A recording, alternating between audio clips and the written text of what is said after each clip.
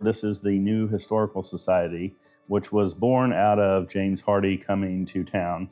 Several years ago, we were fortunate to be chosen as the next site of James Hardie's North America next plant they're going to build.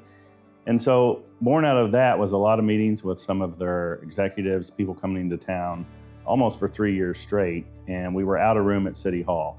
When we met with Hardie, we had some of their executives working on their laps, on their knees, because they had no desks, no table. We had no real meeting space. So we had the old Historical Society was in a building that the city owned next to City Hall. So we kind of had an empty space that I needed for offices, meeting rooms, and at the same time that we had this space here with the school that the school district owned, to be able to maybe make this kind of work where we can still keep the history alive of Crystal City, and then showcase that with the school and hopefully get some programs built between the school district, the library, and the Historical Society. PPG owned this building, and the Girl Scout parents, moms, they had some husbands who were prominent businessmen with PPG, and so they had asked for this building for the Girl Scout group. So PPG built it for the Girl Scout Club, the Girl Scout mothers, and they ran the Girl Scout Club through here. In its heyday, it was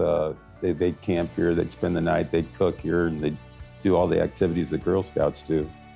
But by the time we got it, it had some issues. We did have to add a HVAC system.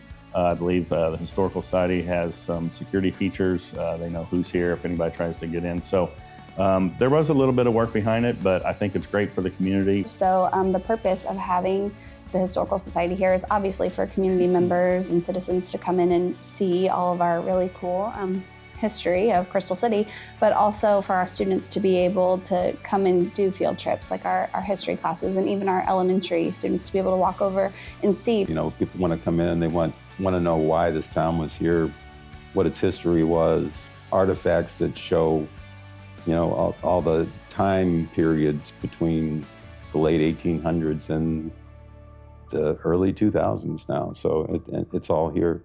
And the building is one of it too. I think that it's an amazing, awesome opportunity for our community, for people to see that our small community does work together, and we tie it together with the city, the Historical Society, the school, and the library. So it shows that we truly are a small community that works together.